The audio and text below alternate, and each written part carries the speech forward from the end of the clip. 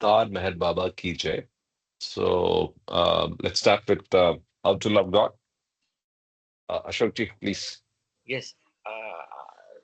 Avatar Meher Baba ki Jai. How to love God. To love God in the most practical way is to love our fellow beings. If we feel for others in the same way as we feel for our own dear ones, we love God. 1. If instead of seeing fault in others, we look within ourselves, we are loving God. 2. If instead of robbing others to help ourselves, we rob ourselves to help others, we are loving God. 3. If we suffer in the suffering of others and feel happy in the happiness of others, we are loving God. 4. If instead of worrying over our own misfortunes, we think of ourselves more fortunate than many others, we are loving God. If we 5, if we endure our lot with patience and contentment, accepting it as His will, we are loving God. 6. If we understand and feel that the greatest act of sorry, greatest act of devotion and worship to God is not to hurt or harm any of His beings, we are loving God. 7. To love God as He ought to be loved, we must live for God and die for God, knowing that the goal of all life is to love God and find Himself as our own self. By Meher Baba. Avatar Meher Baba ki Jai. Over to you, Karthik. Avtar Meher Baba Ki Jai. Thank you so much, Ashokji. Let's dive into our reading for the day. Uh, Jai Baba, good to see you. Pandu, how are you? Uh, yeah, so let's dive into where we are. So we are doing God Speaks, and we finished the introduction to the first edition. We start from the introduction to the second edition and hopefully get to the actual reading as well this morning. Uh, any thoughts before I start? Did I shared the document that I found online about the dedication? I hope you guys got a chance to read about it.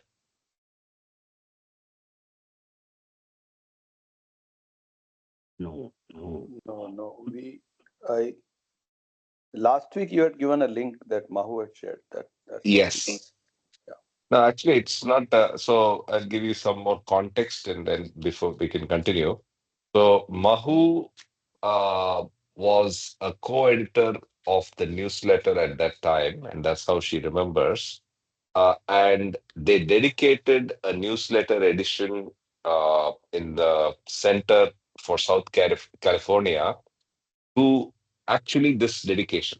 So they set the theme for the newsletter to be the dedication of God Speaks, which is the universe illusion that sustains reality, was the theme of that newsletter. Towards which they contacted two senior Baba lovers, Alan Cohen and Ira Dietrich, to write about this post research. She and her co-editor wrote an introduction, Mahu and David Israel. Both of them have written a detailed introduction about the theme, followed by two articles, one by Alan Cohen and one by Ira Dietrich. Ira Dietrich is whom she mentioned as potentially the author of the dedication. What I communicated in my text message after going through this newsletter in detail is it is not Ira Dietrich, right? So it is not clear as to, so there are multiple references all these three articles provide. So one, there is a conversation between, I think, Ivy Deuce and Don Stevens. Letters. No, I think it's Ivy Deuce and Baba, the letters going back and forth.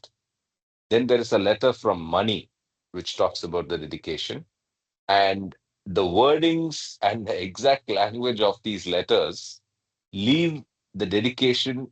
the authorship of the dedication to be open-ended. So still it's a mystery, and it's surely not Ira.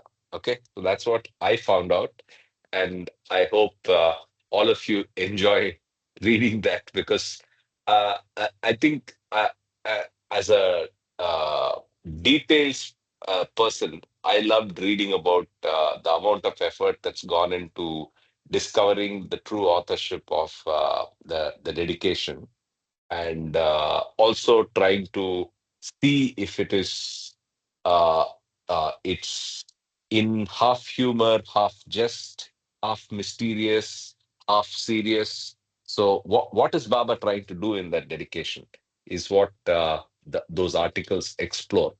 So I would urge you people to please read that again when you get a chance. Okay. So, with that having been said, let's get into the introduction to the second edition. Any other thoughts?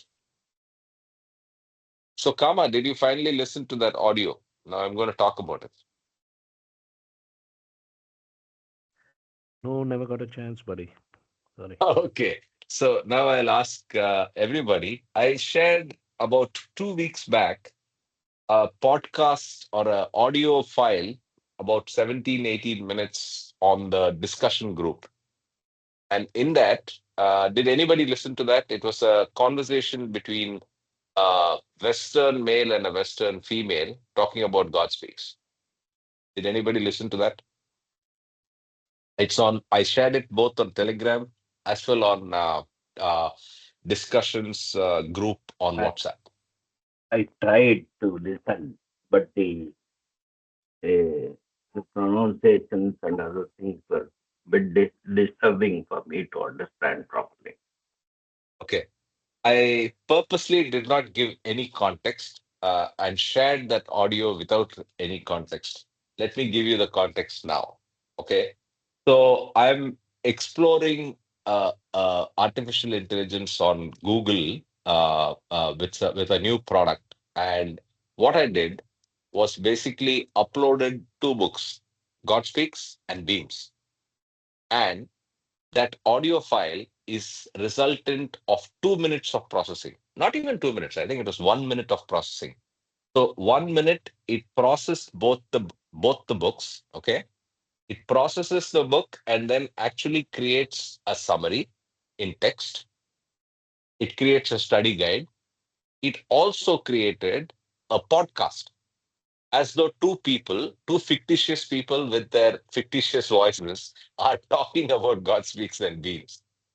And quite honestly, I was blown because uh, these are two tough books, or at least God Speaks is tough in the sense that, especially for a new reader who's not familiar with spiritual concepts, it's not easy reading. Second, Beams is an extension. I mean, so the if you listen to the podcast now again, and I urge you again to please try to listen to the file when you get a chance. It actually does a very good job, very impressive. So, other than a few examples towards the end where the assessment and analysis is not as accurate, and it's more because of the semantic usage of Baba. Baba's usage of certain terms to denote something which is not the dictionary meaning. But overall, I found it to be very impressive. So, extending from that point on, I have also decided to use that heavily as we learn and as we read God Speaks this time, right? And that's why I wanted to give you this introduction. So, how are we going to use it? One, we have created a study guide where, again, in 20 seconds, it created a cross reference between, I'll actually show you that.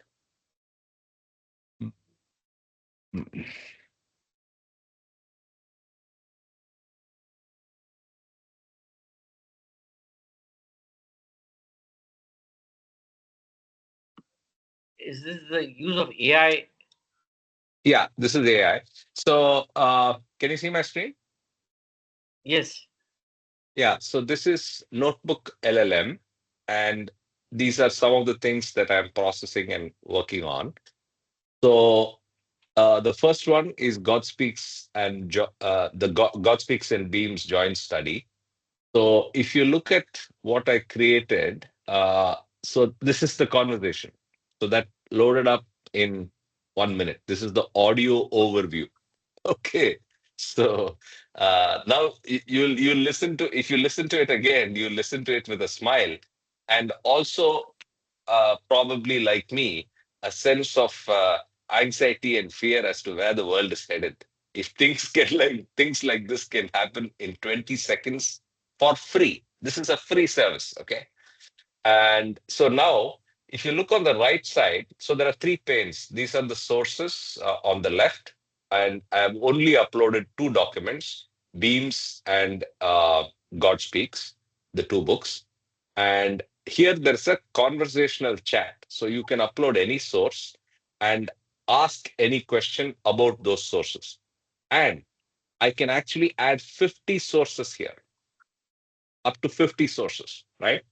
As long as it's in PDF. You can even add sources like a YouTube channel, right? So super impressive. And then I can actually create a study guide instantly. I can create a briefing. I can create a FAQ, and if required and relevant, a timeline. So all of this is dependent on your on the text you add, right? Or the text you upload on the left. Now, this is what I have created, which I believe will be very useful. Uh, so here, if you see, after every part, it tells you which part of Beams to read, which is pretty cool. This is basically like a cross-referencing tool, which is more detailed than just word cross-referencing, right? So it says that uh, now, for example, part one, while Beams doesn't directly map to this section, the entire book, as explained by the introduction, is born of questions that arose from this section of Godspeak and seeks to further expand on it. Okay, but part two, it clearly says part two is about the whim. So part two in God Speaks is initial urge. So it says, please read Vim from the Beyond and the other chapter called Advancing Livestream. So it's pretty useful. It's in beta, so it's not ready for prime time. And finally, it's supposed to help you not to replace your mind. So don't let go of your mind till it's the pole vault time. Baba will take care of that. Till then, use your mind, but use use the technology that's available at your command. That's all I would say. Interesting, right? Yes, yes. Yeah. So I think so. I rarely share things on the group, so please don't ignore stuff that I share and engage on it because it's usually something like this, something wacky. Okay, let's start with the second edition then. Yeah, Atar Meher Baba Ki Jai. Introduction to second edition. Uh, in the 18 years that have passed since publication of the first edition of God Speaks, the flood tide of Meher Baba's presence has spread around the world, and his name has become a symbol of hope and faith to millions. At the end of January, 4 years ago, he himself dropped the body, which now lies interred in the tomb prepared many years ago under his own careful instructions at Mehrabad near Ahmednagar, India. This second edition introduction is written in 1973. The last one, the first introduction, was written in 1956. Is there a date in the beginning of it? Um, so it talks about Baba in body, right? So, oh, there's no date. Okay. So it's basically date of the book, which is 1955, 56.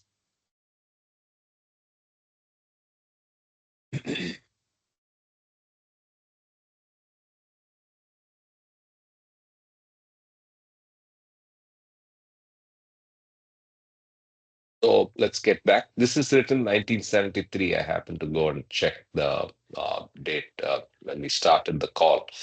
So Baba has dropped his body, and that's the first reference in the paragraph. I continue. In this period, it has been possible to witness the impact of the universality of Meher Baba's approach to the problems of the world and the uniformity of response of the peoples of all faiths and sects to his love. From the earliest days, Meher Baba had pointed out that he belonged to no particular religious group. Rather, that was his objective to breathe vitality into the words of truth handed down in all the great world faiths. In repeated, clear, concise statements, he has underlined his independence of action and universality of approach. And he quotes, this is Baba.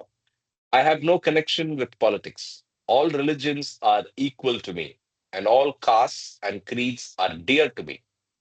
But though I appreciate all isms, religions, and political parties for the many good things that they seek to achieve, I do not and cannot belong to any of these isms, religions, or political parties for the absolute truth, which, while equally including them, transcends all of them and leaves no room for separated divisions which are equally false. The unity of all life is integral and indivisible. It remains unassailable and inviolable in spite of all conceivable ideological differences. I am equally approachable to one and all, big and small, to saints who rise and sinners who fall, through all the various paths that give the divine call. I am approachable alike to saint whom I adore and to sinner whom I am for, and equally through Sufism, Vedantism, Christianity, or Zoroastrianism and Buddhism, and other isms of any kind, and also directly through no medium of isms at all. Wow. So there's a footnote. So this was from the messages given out during the Fiery Free Life in 1952. The thorny subject of Meher Baba's avatarhood, Christ or Messiah status, has also clarified greatly in these intervening years. When the first edition of God Speaks was placed before the public in 1955, the fact of Baba's avataric function had been described to those other than his closest disciples for only a few years. Before that time, most people had regarded him as a great saint or a perfect master without guessing the further significance of his mission. In 1954, however, Baba stated clearly and for the first time publicly that he was the avatar of the age. Already having recognized him as a perfect master, the devotee had no problem making allowance for this extension of universal responsibility. I will pause here for a minute. So, when do you think Baba declared his avatarhood? Right. So we all know it as the 1954 Hamirpur message and declaration where he was called Avatar of the. He said Avatar Meher Baba ki jai, and the message also was read out, right? But so I was listening to Cyrus on YouTube. And Cyrus says there have been multiple times in Baba's life where to close Mandari, like Don Stevens mentions here, he has already mentioned that he is the avatar, right? And he knew it, and I mean, obviously he knew it from probably the time of the kiss, right? But he has openly talked about it to the Mandari at multiple times. though he used to be called as Sri Meher Baba, as Sadguru Meher Baba in the early years, and so on. There has never been any doubt or an intent to hide that fact, right? But then I think the most public pronouncement is in 1954. So as Baba lovers, we need to understand and appreciate the difference and this fact. Yeah. Okay, let's continue. To the outsider, intrigued by the caliber of Meher Baba, but lacking the opportunity to become absorbed into his being through personal surrender, it was still early to judge the external activities and results of the avataric role. Surprisingly, very few people took strong public difference with the statement that Baba was the avatar of the age. Many, through reading God Speaks itself, were convinced that such a work could come only from one who had attained to the highest spiritual status, and therefore it would be better to wait and observe before making any judgment. Oddly enough, of those who had not encountered Baba in the flesh, it was not the traditional spiritually inclined who first began to accept him as the ancient one. It was the young, the rebels, the experimentalists questing for the clues to meaning in a life of confusion and frustration who suddenly began to recognize the image and the words of this silent master. Their instincts, sharpened by need and stretched by repeated failures of approach, suddenly found the answer in a photo of Baba, a book of his discourses, a pithy statement about life printed on a small card. As Baba had so often stated in the decades preceding, the advent of the avatar and the acceptance of his word is precipitated by the needs of creation. When the need is great, the avatar comes. And his word is accepted because it is the only thing which can satisfy. Mankind's search for worthy and dependable goals has been growing for generations.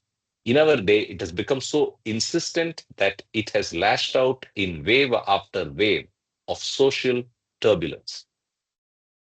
Into this social ferment steps Meher Baba with a clear statement of the purpose of creation and an all embracing love so powerful that the raw abrasions of need are soothed so abruptly as to lead to silence and tears of relief. Repeatedly, Baba describes creation as the vehicle by which God's impulse to know his own divinity consciously is brought to fruition.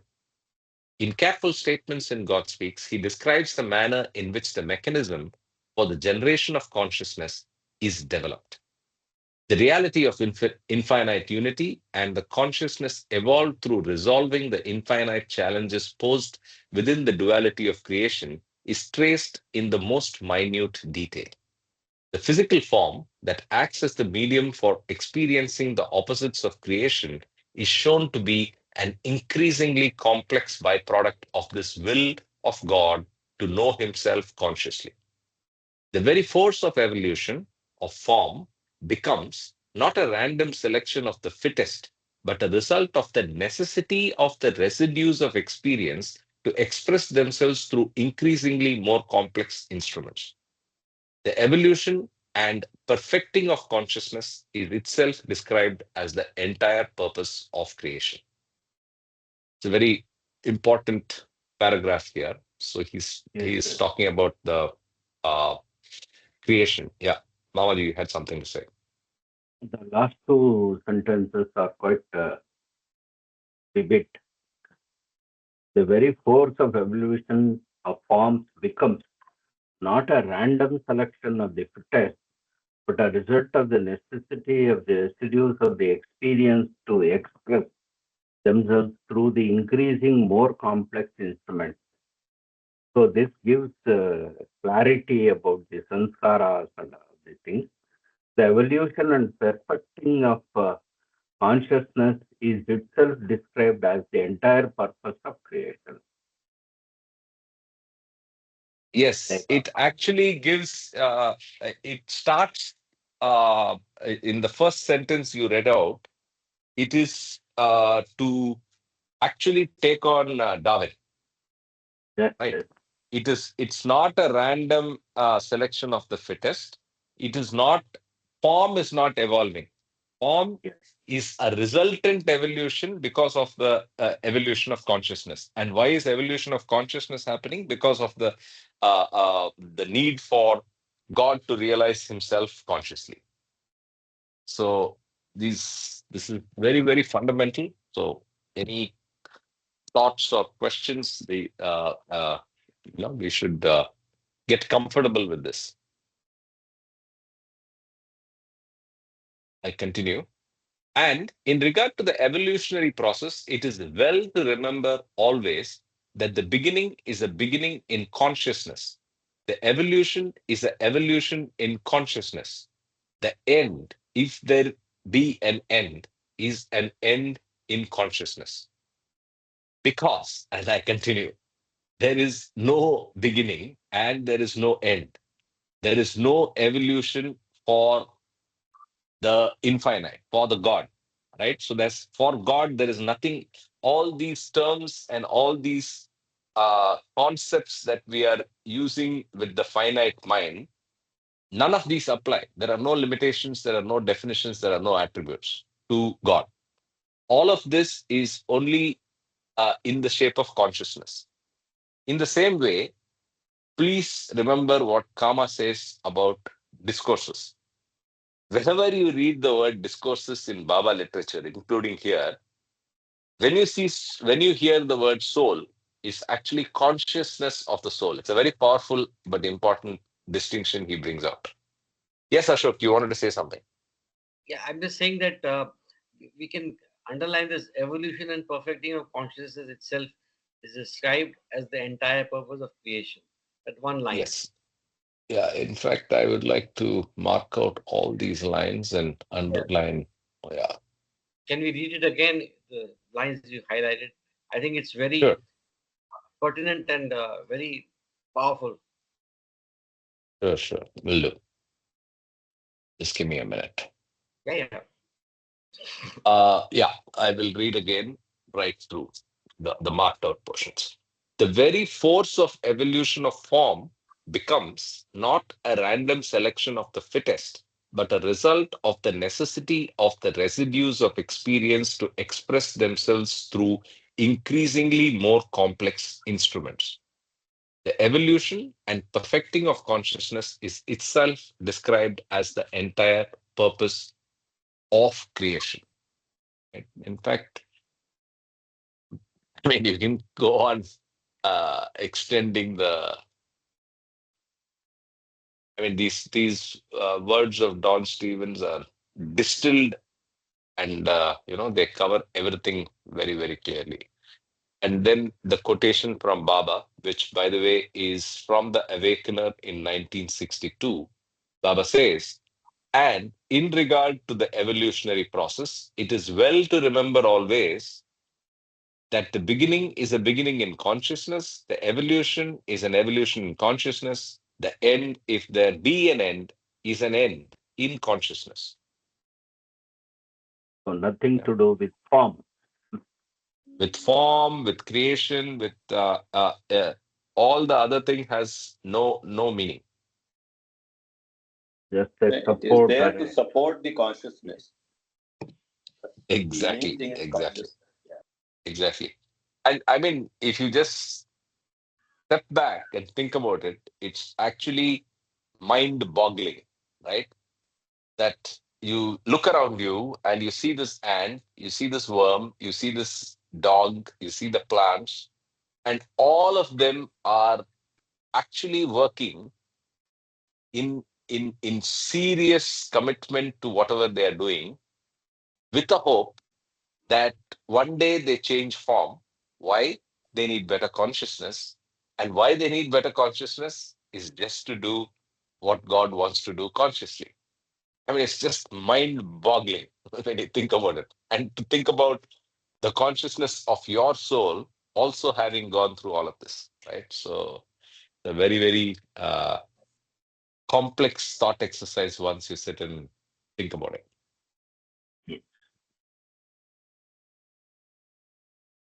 him. These, as well as the host of balanced, practical insights into daily life given out by Meher Baba over the decades, have been what the young have cried out for. They recognize Baba empirically for what he is, the answer to the dilemma of modern life. This is exactly what Baba had stated that the avatar must be. Thus, the hand and the glove fit exactly. In looking at the match, one can have no doubt that Baba is precisely what he has said he is, the avatar of the age. But what about Meher Baba's more personal life during this period? Despite his long predicted serious automobile accident near Prague, Oklahoma in 1952, and a later, even graver one near Satara in India in December 1956, in which his hip joint was smashed and Dr. Neelu killed outright, nevertheless, the 15 years encompassed much intensive inner and outer work. With reference to these two accidents, one must keep in mind that it is a world of systematic balances in which we live, with none of the magic of the fairy wand. The avatar himself trues the balance by the very process of the suffering which he willingly undergoes. On these two occasions, he has spilt his blood on two continents for the sake of what he has known must be done. In 1956, he made a trip to Europe and America and on around the world visiting Australia for the first time. This 12th visit to the West is amply chronicled in The Awakener, Volume 4, Number 1, and Volume 5, Number 2, and other works. His 13th trip to the West in 1958, including this time only Australia and America, produced an intense atmosphere of the reciprocal play of love between lovers and beloved. The Awakener, Volume 5, Numbers 3 and 4. On this occasion, it was clear that Baba was to be for those who knew the song of their own hearts. The public was not discouraged from seeking the presence of this intriguing being, but no publicity was given to the visit. It was a true living in the presence of the beloved. In retrospect, one understands that Baba knew that for many, this would be the last personal contact.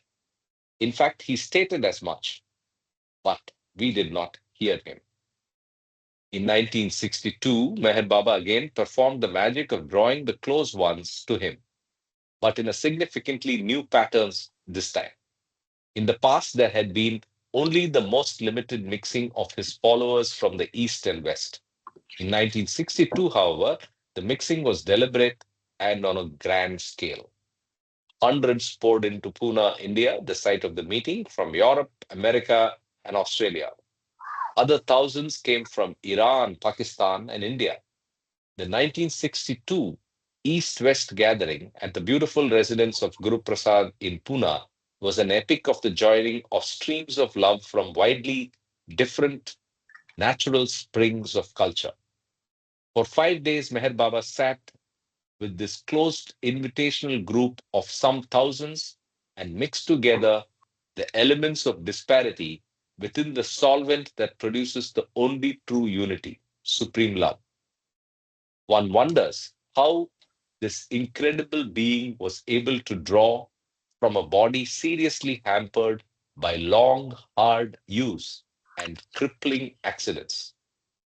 The physical resource to greet and bless the multitude for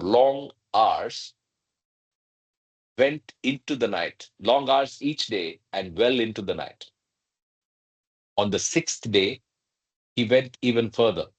The gates of Guru Prasad were thrown open, and the masses were allowed to come before him for the coveted spiritual blessing.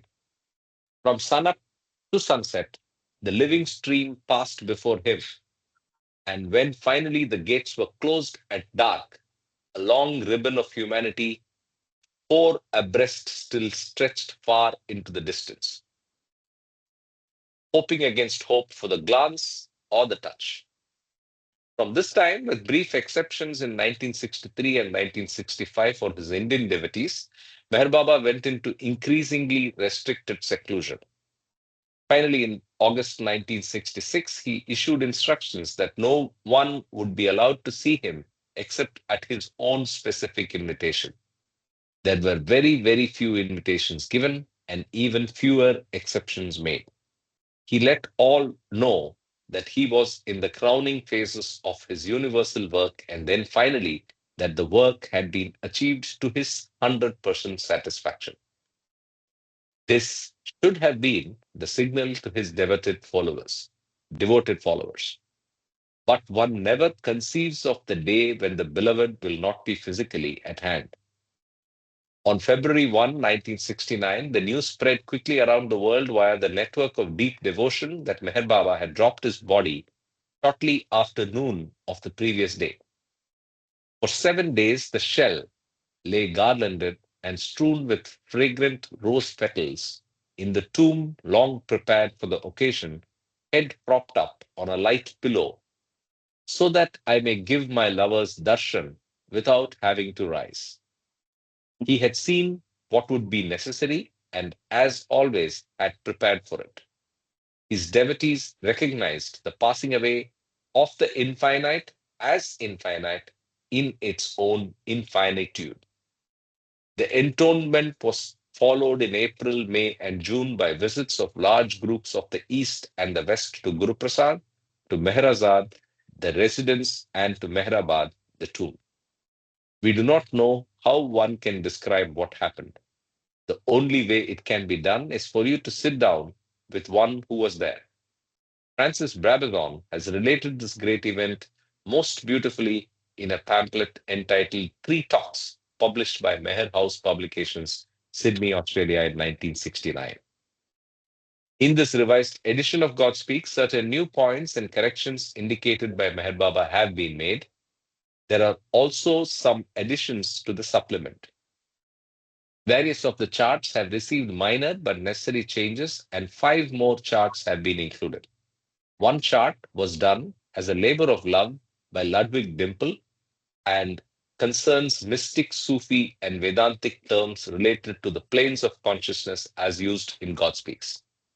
The chart was sent to Meher Baba several years before he dropped the body. RHB Jesawala tells us that Baba went over it meticulously, making 2 or 3 corrections, and expressed complete satisfaction with it, approving its usage for God Speaks. It was so large that it has been enclosed separately. Further footnotes have been added in the text from separate information Meher Baba gave from time to time. It should also be noted at this time that some terms used under headings denoting Sufi, Vedantic, and mystic terminology are in certain instances not classic terms employed in those 3 disciplines. Rather, are they terms employed to allow comparative study and better understanding of the theme by the reader. A complete glossary compiled by Ludwig Dimple was approved by Meher Baba before he dropped his body. This is very important. So the terms, one may have a different meaning when you see it within the Sufi, within the Vedantic, and within the mystical traditions. And the correlation that Baba brings about here, we have to take it as it is, right? And see it in the context of uh, uh, the comparative assessment of the 3 or 4 streams, and also in Baba's language. And then it all falls in place, is what I personally think. Jay Baba, Karthik, this is Yes, the sir. last chart which is in God Speaks, the big chart. Uh, Yeah. It's basically the largest. I have it as a separate one because this is the one. yes. This is So really, this is actually 4 pages, right? So this is Lud Dimple's chart. right, it is huge, yes. Yeah. So it's basically to be read as planes. So if you see 1, 2, 3, 4, 5, 6, 7, from the bottom to the top, Yeah. right? Yeah. And they made a threshold at plane 6 when you Threshold at plane 6. Yeah. see, they pointed out the difference between plane 6 and plane 7 God realization. Path of intoxication. Is there something called threshold? No, not threshold. I'm saying that there's a dark line. So the God Yeah, realization, yeah. if you see the arrow, the dotted arrow, you know, Here. Yeah. yeah. So basically, there is a transition, or let's say a shift of paradigms. Yes, yes, yes. Anyway, So we'll get to that whenever we need to see it in detail. Yeah. Okay, back to the text. Yeah. In closing, we cannot avoid suggesting an inevitable corollary of the life and words of Meher Baba. While he lived for the inner man, that he might break through the shackles of the delusions of reality by which he had bound himself, still the clarifications given by Meher Baba have great import for the physical disciplines as well. As one reads the various works given out by the highest of the high of our times, the implications for all manner of physical sciences are seen to be basic and revolutionary. As those trained in the fields of physics, chemistry, geology, psychology, and many other disciplines study the life and statements of Meher Baba, they will quite rightfully apply them first to the needs of their own inner natures. However, as his words accomplish the first task of establishing a sense of vital purpose and assured support, a second phase of significance will inevitably begin to assert itself. Life begins to move, and it moves both internally and externally. The quick successive recognitions of truths that bore inwards are followed by matching insights into the functioning of the external. The simple, almost self-evident statements of Meher Baba are seen to ramify into a kaleidoscope of fundamental and exciting implications. He was sparing of words. He did not elaborate. He laid down only a vital reinterpretation of basic truth. Out of that flows the multitude of inevitable conclusions. The physicist, once he has set the wheels in motion to rediscover his essential self, will also begin to discover the impact of Meher Baba on his own field of physics. Meher Baba is like that. He flows quietly through all aspects of life, and before one knows it, all of life has become nothing but the fascinating game of watching Meher Baba deal with Meher Baba. Certainly, this is the ultimate in universality. So, like I said, this was written in 1973 April, and it's signed off by both Ivy Deuce and Don Stevens. Any thoughts, comments? Karthik, we need to Yep. read those the, reference you gave. It is given here. Those letters or something. We have not read that in school. This one? Uh-huh. Yeah, so I think I was thinking about it. I'll find it and share it. But this Yes. is this is this is only talking about the entombment. So it talks about the 7 days from 31st December, 31st January 1969 to Yes. 7th of February. We are near Amar So City and this sort of yeah, so inducement let's for us. I think that's a good idea. So why don't we do that next week? I'll find it and then we can read it next week. Next week or surely before Amar Tithi. That's a good idea. Okay. We'll read it together. I was also making a note of that in my head as we were going through that. Any other comments? Okay. Let's read. So this is also like a dedication, but it's a message from Baba. I am not come to establish any cult, society, or organization, nor even to establish a new religion. The religion that I shall give teaches the knowledge of the one behind the many. The book that I shall make people read is the book of the heart that holds the key to the mystery of life. I shall bring about a happy blending of the head and the heart. I shall revitalize all religions and cults and bring them together like beads on one string. Meher Baba. I think as I'm reading this and as I'm thinking of the world around us, I think it's no better time. And I think over the next 10 or 20 years, we will see that recognition become more clearer. And we may not realize it as we are in the process of that change.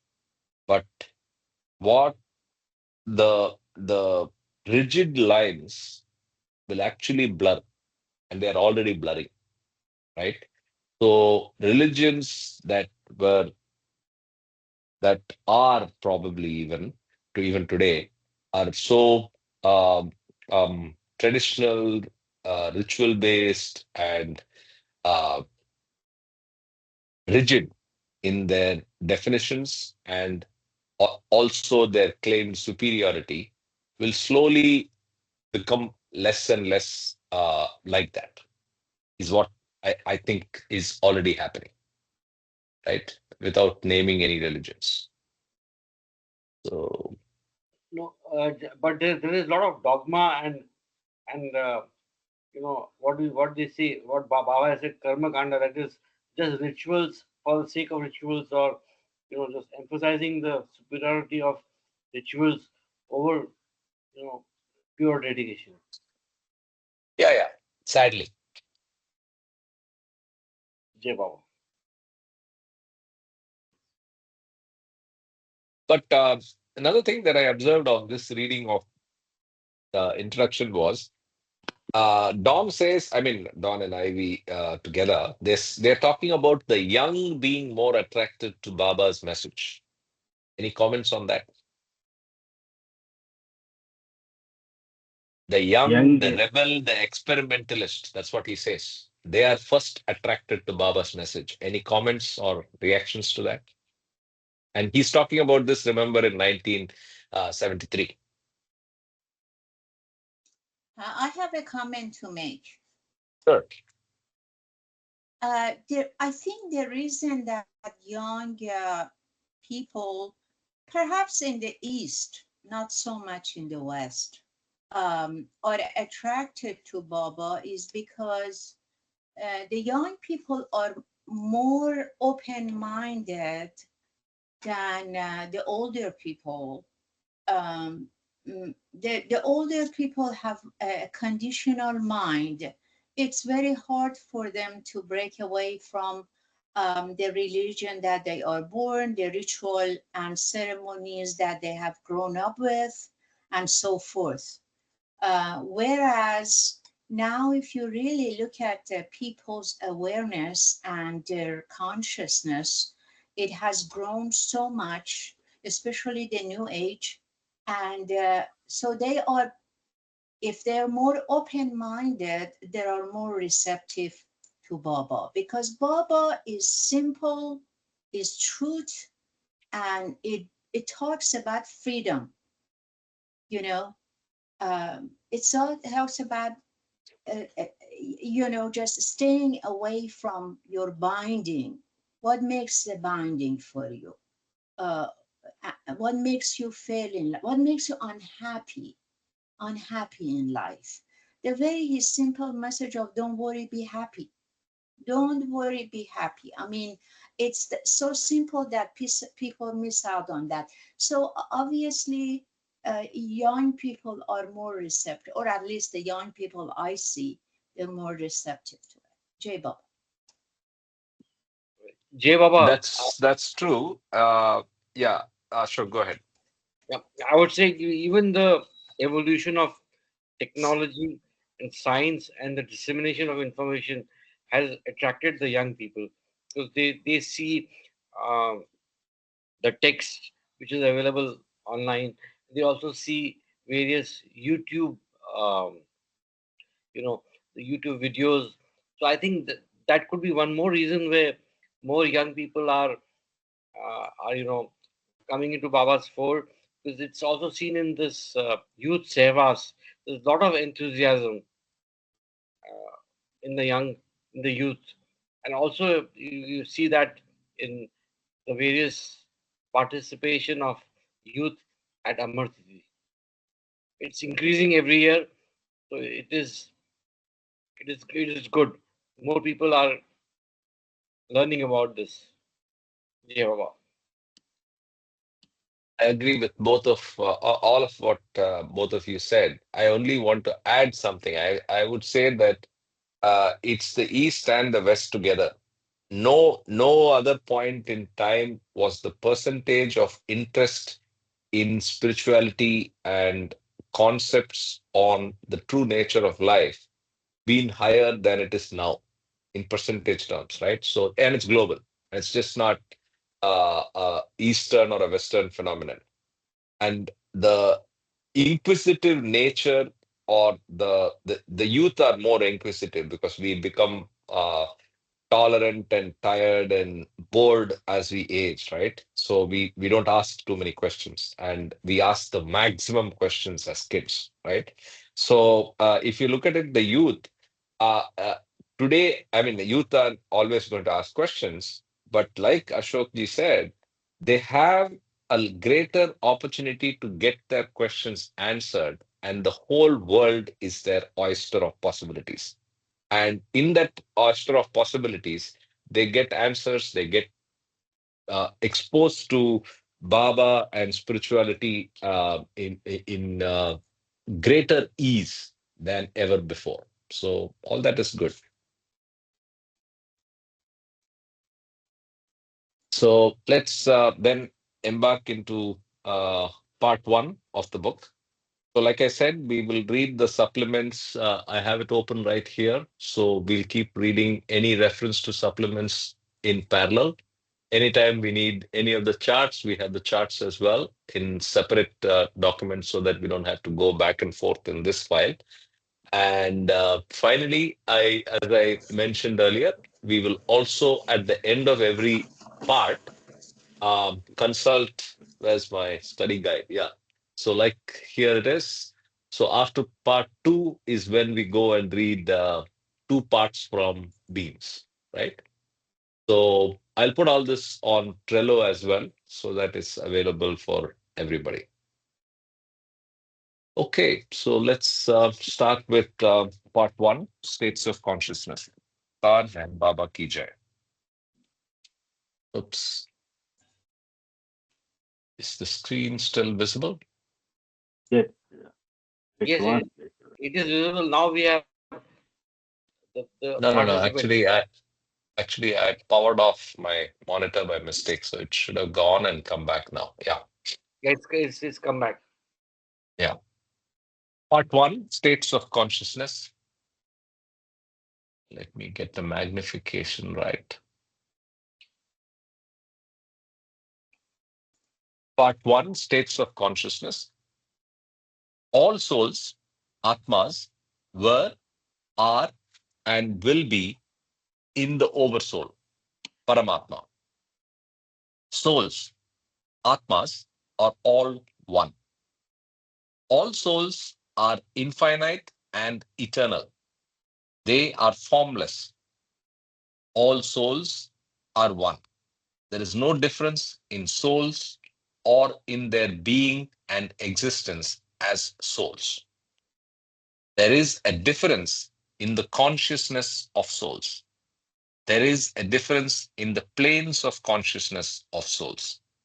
There is a difference in the experience of souls, and thus there is a difference in the state of souls. Most souls are conscious of the gross body, sthula sharira. Some souls are conscious of the subtle body, prana. A few souls are conscious of the mental body, mind or mana. And a very few souls are conscious of self. Most souls have experience of the gross sphere world. Some souls have experience of the subtle sphere world. A few souls have experience of the mental sphere or mental world, and a very few souls have experience of the big O oversoul. Most souls are on the gross plane, Annabhumika. Some souls are on the subtle plane, Pranabhumika. A few souls are on the mental plane, Manobhumika, and a very few souls are on the plane beyond the mental plane, Vijnana Bhumika. I have one question here. What's the difference between the state and experience? This line here. So there is a reference to state of souls and experience of souls. Is there a difference? So that's apart from planes. So a soul can be, the consciousness of the soul can be in different planes. It can have different experiences. So in addition to experience, Baba says states. So what is states here? Anybody? I don't know.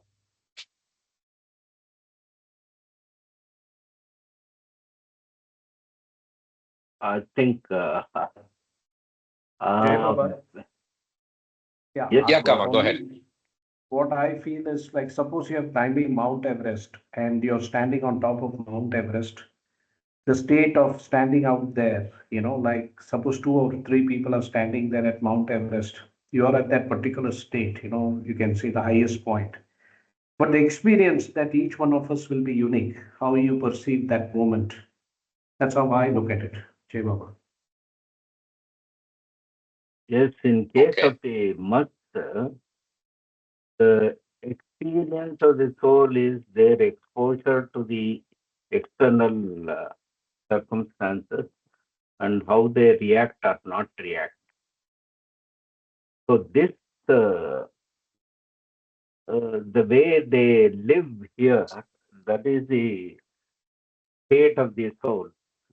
So all the hardships or the enjoyment internal that they go through is a state, whereas the experience is the external forces that make them say see the world in a different way than what they had seen earlier.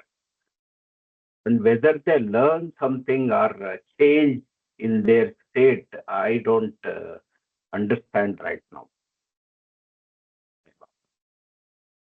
Interesting. Both the comments are interesting, but I still think that there may be more to this in the sense Baba does not use a word without a Yes. specific purpose everywhere. So maybe it will get answered, or maybe we should look this up and research to see if there is more to this distinction, experience and state.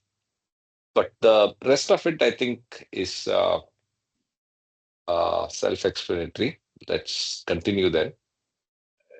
Jay Baba, Karthik, the consciousness Yeah. of the souls has been explained in the you know how we are conscious of the stula sarira, gross body, the pran, subtle body, and the mana, mental body.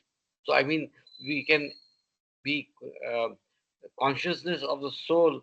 I mean, how we can correlate is with the body, which we are. Yeah, So, I mean, consciousness of the soul is experience, but the experience of the soul is, as rightly mentioned earlier, is unique to everybody based on their sanskaric load. yeah. I think there's a hint in what Kama says. So, but then both are personal. So he is standing in the Himalayas. Uh, the my only problem with what he said is both, even the state is personal. So I have a particular feeling standing in that particular position. And there's also the physical attribute of me standing there in that position. Both are personal. So I'm still thinking one is more physical and one is not. But I don't think that is convincing enough. But let's. Okay, I think it's just Jai about Baba, being a man, Yeah, Jai yeah, Baba, Kama, experiencing I think manhood. it's the Kama, state then of Sanjay. consciousness, gross consciousness, subtle consciousness, and the mental consciousness, the mental plane. So it's a generic statement. It's the state of consciousness. What Ashok says is to extrapolate that. What Mhm. the state of consciousness, you can say. So we know that in the phenomenal world, you are gross conscious. And then when in the go to the subtle world, you are subtle Ah, conscious, which has to do with energy. So it's like saying water can have three states: liquid, solid, gaseous. So that is how one can look at it in perspective, Jai Baba. yeah, I think that's a good one. There's a difference in the state of souls. Yeah, perfect. I think in a matter of speaking, it's just a description of a particular state. I mean, the attributes of the soul at that time, to use another way of saying. Yeah, I think that's fine. Uh, did I see? But I'm Yeah, Mahu, sorry, go I ahead. have difficulty. Um the soul does not have any attributes. Our Yeah. soul is embedded in oversoul, and just consider the master's prayer when we pray to Baba. Um, no attributes. We tell Baba that you have no attributes in the beyond beyond. So soul is untouchable. Soul is all one. And uh, I think the states here is perhaps where the soul resides uh, and live its life. You know what I mean? Um, the the, the consciousness. The consciousness is a different way. The consciousness is gradually. It gets impacted by all the sanskaras. It gets different form, different way of living, different way of identification, and so forth. But soul is the way I know soul. Soul is formless, is eternal, is infinite.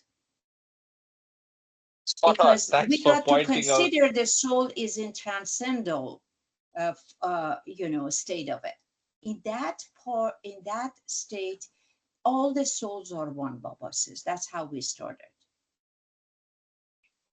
And they're formless, so they can't have any attributes. They're eternal. They never go away.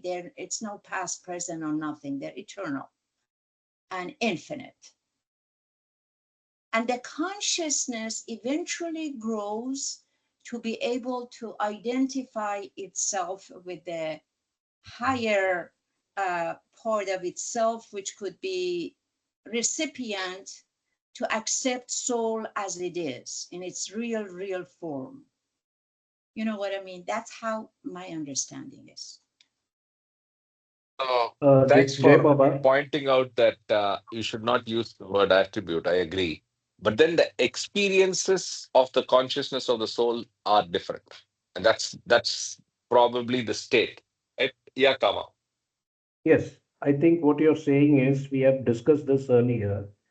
When you read discourses, it keeps saying soul goes this, soul goes that. It's not. We Yeah. always want to say the soul's consciousness or the consciousness of the soul. So the soul can be looked upon as the self, which is the same in all of us, the individual self, or you call it as spirit based on the context. So technically, God speaks discourses and all the literature is all about the consciousness of individual souls. The soul is like the white movie screen in a movie theater, basically. The consciousness is what is evolving, as we know, from through all the different kingdoms, and in the human form attains super consciousness, which is covered by a layer of sanskaras. So everything that is happening is not to the soul, but to the consciousness of the soul, and it goes through different states, whether it's in the gross body, subtle body, or mental body, or whether you're in the gross plane, subtle plane, or the mental planes. So it is only consciousness which is going through all these different experiences. And it's unique to each one of us because of our unique sanskaras. Jai Baba. Thank you. And something just hit me on the state versus experience. So let's say that verbatim meaning that Kama gave some time back. State is gaseous, liquid, or solid. Uh, in a petri dish, you can have a liquid subjected to temperature, and that's an experience you're providing that state. So, I mean, that's a way of understanding state as different from experience. So, state of the soul is liquid. Experience that that liquid is facing is a change in temperature, right? So, I think that's a good way of Yeah, understanding. that's right, Karti. There is Yeah, a difference in state of the soul. There yeah, is. yeah. Yes, that And is what I that also difference meant. is how the soul is experiencing itself. And that goes back to what state the soul is in. What is state? A state of consciousness. When we say a state of souls, that means a state of consciousness of the soul. That perhaps, if they would add another word, it makes it more easy to understand or at least follow. Yeah. Yes, understood. And now, Mamaji, I follow what you said. Now I understood what you said as Yes, well. yes. So Right. So, experience is the struggle that we are going through with correct. our consciousness, and sanskara loaded with that, and the external influences we are having every moment. That is the experience. We are in the state of this consciousness of this gross world. We are not yet in the subtle world. Certainly me. That's how I look at it. Jai Baba. Jai Baba. Let's continue then. We move on to page 2. Most souls have great binding. Some souls have little binding. A few souls have very little binding, and a very few souls have absolutely no binding. All these souls, Atmas, of different consciousness, of different experiences, of different states, are in the Oversoul, Paramatma. If now all souls are in the Oversoul and are all one, then why is there a difference? Why is there any difference in the consciousness, in the planes, in the experiences, and in the states? The cause of this difference is that the souls have different and diverse impressions, sanskaras. So the magic word is introduced. And there is a footnote. Yeah, your question is being answered better way, I Yeah, guess, yeah. than us, the Yes, way we talk. yes. So then we have, he's referring to the formation and function of sanskaras from discourses, pages 32 to 39. Most souls have gross impressions. Some souls have subtle impressions. A few souls have mental impressions, and a very few souls have no impressions at all. Souls having gross impressions, souls having subtle impressions, souls having mental impressions, and souls having no impressions are all souls in the oversoul, and all are one. This is a repetition, but it's important. Souls with gross impressions have consciousness of the gross body, sthula sharir, and have experience of the gross sphere. Souls with subtle impressions have consciousness of the subtle body, prana, and have experience of the subtle sphere. Souls with mental impressions have consciousness of the mental body, mana or mind, and have the experience of the mental sphere. There's another footnote. So here there is the table of the sphere, body, and the tradition, right? So the Sufi or mystical Sufi or Vedantic tradition. So the gross body in the mystical world is called gross body. Then in Sufi terms, it's called Jism-e-Kasif. Vedantic is Sthula Sharir. In the subtle sphere or subtle world, we have the mystical term for it is subtle body. Jism-e-Latif is the Sufi term, and Shukshma Sharira or prana is the Vedantic term. Mental body is Jism-e-Altaf in Sufi terms, and Karna Sharira is the Manas. What I was saying earlier, that there could be differences the way even within the Vedantic and Sufi, we already have an example of here, right? So if you go to the, I think Mama is the expert here. If you go to the Vedantic tradition and look at the Bhagavad Gita, there are, I think, more sheets, more bodies, right? And more references given. But again, it's, as I said, we should just focus on our learning and not necessarily get carried away to compare and go to the definitions in their respective traditions. Okay. So back to where we got the footnote. So the last line, souls with no impressions have consciousness of self, now biggest self, soul or Atma, and have the experience of big O over soul, Paramatma. So that's because there's no impressions. Because they have no impressions, the consciousness of the self is that of the experience of the over soul. Thus, souls with gross impressions experience the gross sphere through gross body. That is, they experience different and diverse experiences such as seeing, hearing, smelling, eating, sleeping, clearing the bowels, and urinating. All these are experiences of the gross sphere. Subtle souls with subtle impressions experience successively three planes of the subtle sphere through the subtle body, and in these three planes, they have only the experiences of seeing, smelling, and hearing. Seeing, smelling, and hearing. So they lose out eating, sleeping, clearing the bowels, and urinating. That's lost out to the subtle impressions. Souls with mental impressions through the mental body or mind in the mental sphere experience only seeing, and this seeing is the seeing of God. So even the smell and hearing aspects are dropped when you go to the mental sphere. Karthik, we may Okay, need to add one that comment. explanation.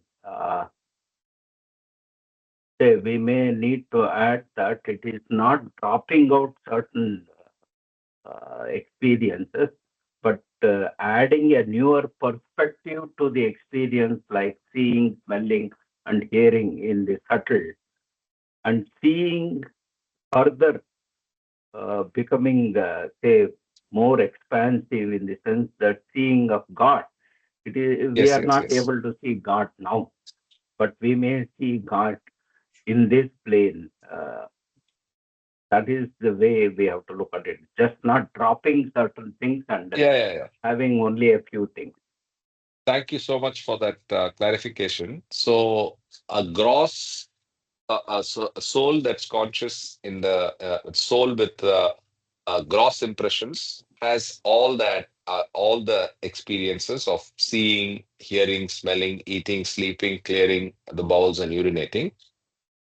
In the same soul, when it gets the subtle impressions, it experiences seeing differently. It Yes, experiences smelling of a different nature. It smells things that it cannot smell in the gross sphere. Thanks for yes, that clarification.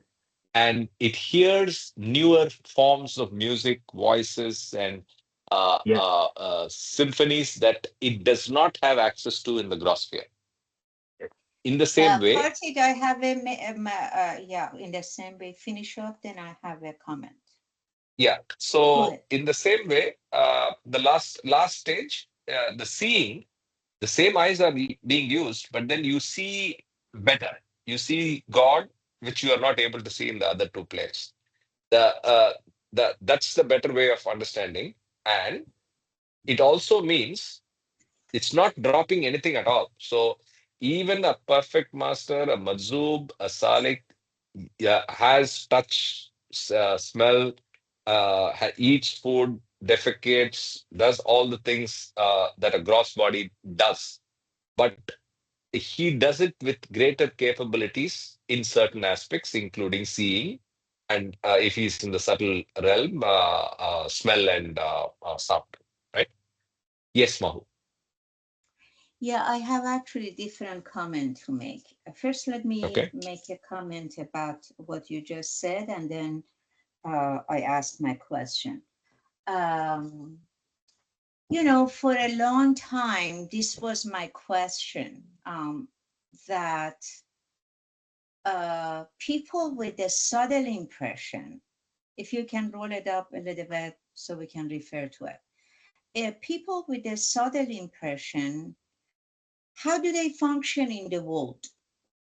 Okay. They sit with us, they eat, we see them going to the toilet or urinating. I mean, not in front of us, but we see them using the bathroom. And if there's a flower there, they smell, oh, it smells good, and that. So um, they go to the gym, they exercise, and then Baba says they are uh, they are detached from their gross body. They don't see their gross body anymore. I mean, everything functions in the subtle world with their subtle body, and of course we have it too, but we're not conscious of it. Um, so I was, going back and forth with Christina about this, and finally there is a code in. I can actually locate it and bring it on next time in Nothing and Everything that Bobo explains. It's a passage that, for example, when a six-plane saint, especially I had one of them in my midst, sitting, I was cooking food, I was inviting them, and then when I think about it, I said, oh, Baba says the six planers don't even eat. So what was it? I did see him eating, you know. I did see him sitting on the table and ate. But no, with our gross eyes, our gross consciousness, and our gross eyes has a reflection that it sees it through that reflection, or if I want to use a metaphor, through that glasses, that you see him eating, but he's not really eating. He's not eating, or he's not doing any other senses. He only deals with two senses. So it's a very interesting dynamic. I mean, the gross consciousness cannot explain it really well, but the question always is there, that we see them eating, we see them doing this, we see them doing that. What is it that Baba says they're not really doing it anymore when they are in a subtle, but when they are with their subtle body and their subtle consciousness? I don't know which code is that, Kartik, because she read it for me, but I'm going Okay. to have to locate it. I'll bring it next time. But thank you for bringing Sure. this, because Okay. No even if I problem. look at it, it doesn't ring the bell. Yeah. That's what I was But hoping. something That's to why I brought really it up. think about it. I often think about it because I have a friend and I know she's in the third plane of consciousness, because sometimes she makes comments that doesn't belong to this world. But then, we sit down and we eat and we do this and we do that. And I said, oh my God, Baba says that they don't even eat. But how is it that she's eating with me, like that? Anyway, that's something for us to ponder upon. Oh, That's And then something to my ponder next upon and question. probably, yeah, go ahead. Yeah. Go ahead with the My question. next question, Karthik, was that I wondered about that too. That Baba often says, especially about Mandalis, that they are most of his Mandalis that were even their fifth or sixth plane of consciousness, no doubt. But Baba said they are all veiled. Okay, they are veiled. That's why they can function and in the world with the creation consciousness, and they can help me. They can and so they were all veiled. So I was wondering, people who are veiled. Otherwise, you can be masked. Even people who live in the world and they're not Mandali and they're in a higher plane of consciousness. If they're not really veiled, there will be Mastani. They're just they constantly having an experience and they can even function. So I wonder if people who are veiled, which most of these people are they having explicit experience and detached from these senses, or they don't even know that they are in a subtle world? I don't know. I never, since we're not there, we don't know. Yeah, like that. See, That's Jay my Baba, question. what is being discussed here is already explained in page number 115, 116 in God Speaks. So I'll just read that, Sorry. Oops. So it says, thus in the second plane, God in human form is subtle conscious and therefore is not conscious of the gross body and then mental body, the mind. But God in human form does work through the gross body and through the mind, the mental body, not directly, but on and from the subtle plane. Therefore, even if subtle conscious God in the man state is unconscious of the gross body and of the mental body, and does not experience directly the gross and mental worlds, still God in the man state does make use of the gross body, though not directly, but from the subtle plane through various aspects of the gross, and is therefore observed from all outward appearances as an ordinary, gross conscious human form, which eats, drinks, sleeps, sees, feels, hears, and so forth. Similarly, God in the man state, when conscious of the second plane of the subtle world, thus uses mental body, the mind, not directly, but through various aspects which give it the outward appearance of being an ordinary, gross conscious human form, having thoughts, desires, and emotions.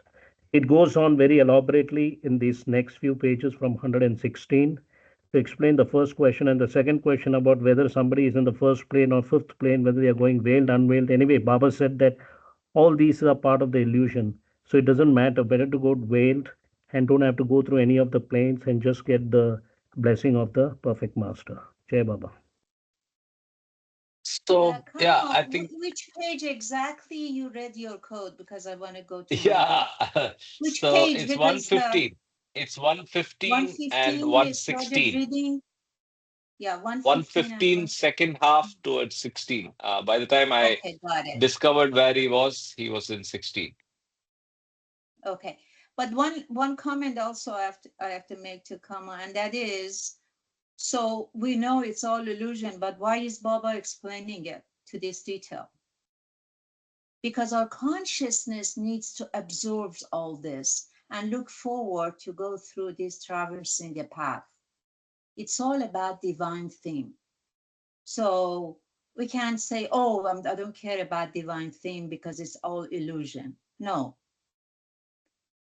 Baba dedicated all this to illusion, because only through illusion that he can save us and reach us to God, bring us to God. So I respect that, and I don't ignore it.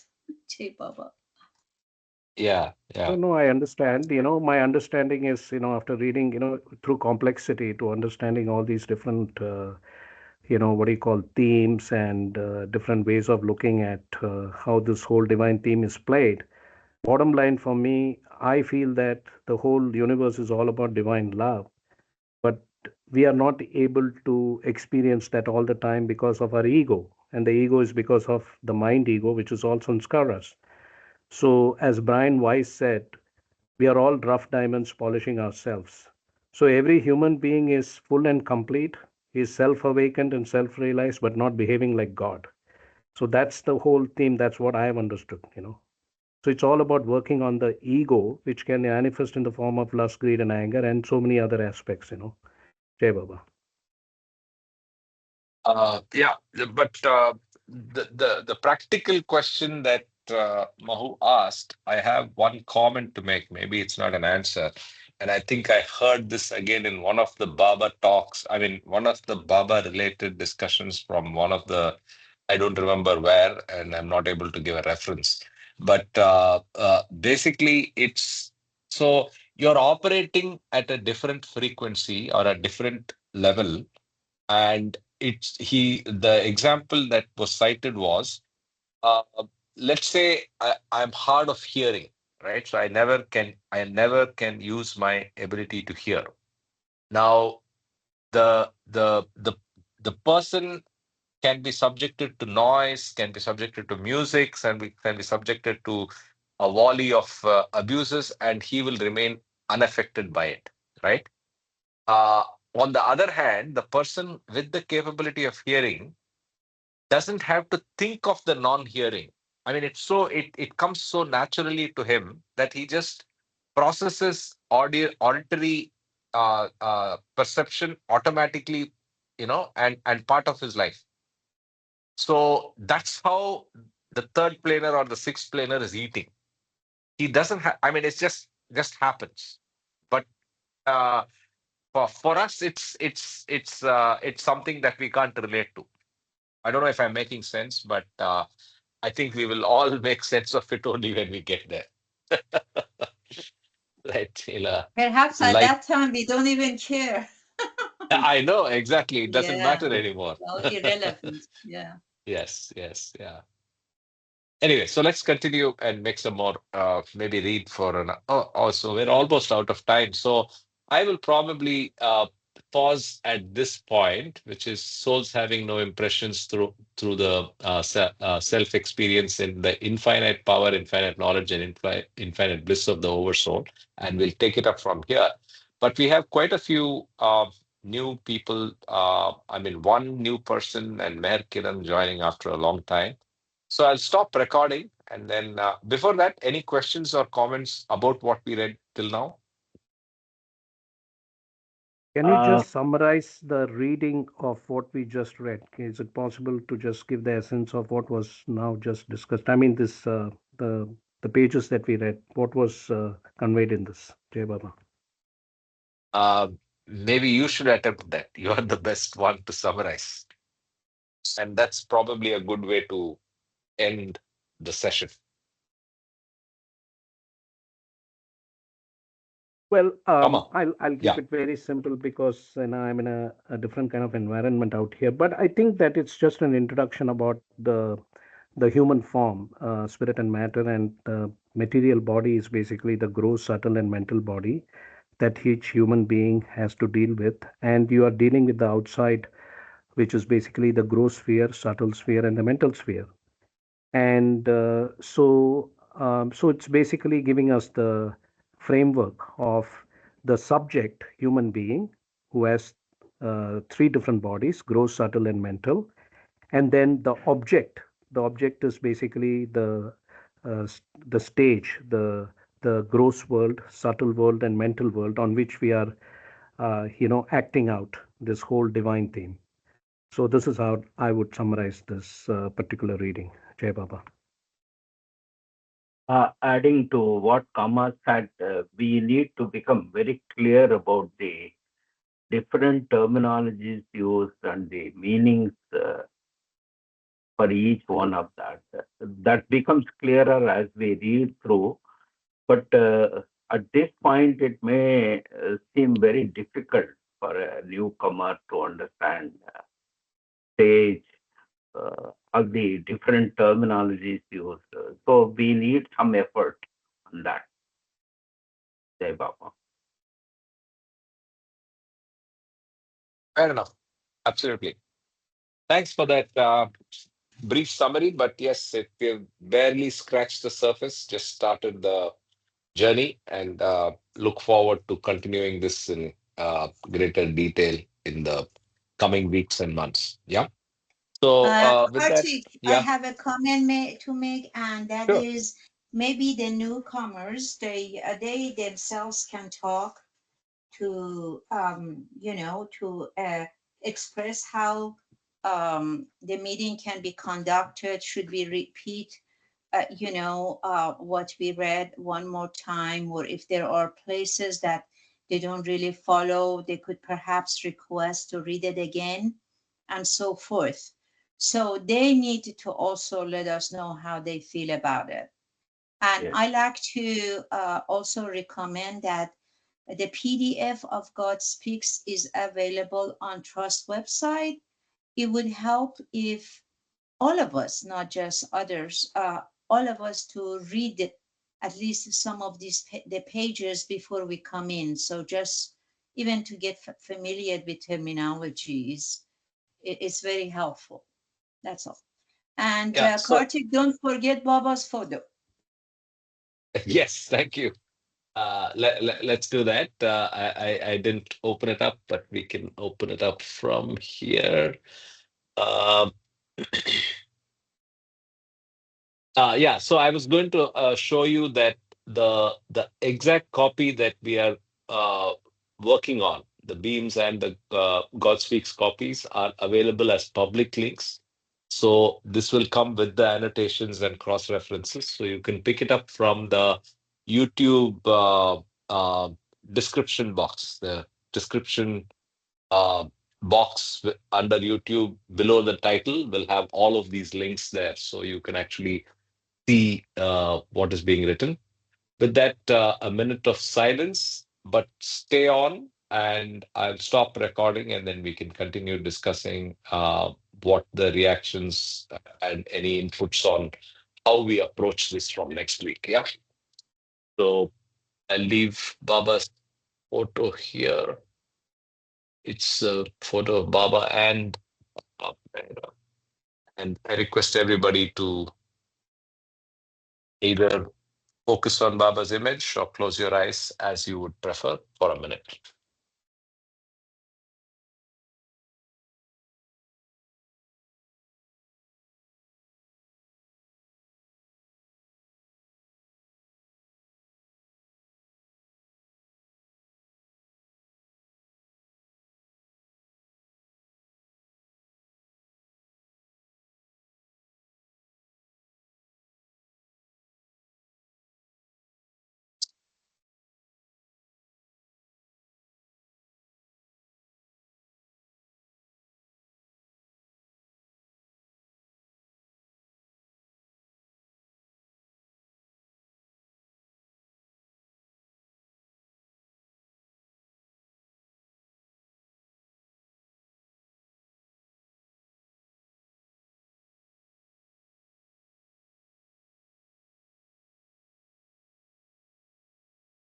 Avtar Meher Baba Ki Jai. Thank you. Avtar Meher Baba ki jai. Jai Baba. So I stopped recording, so people are free to switch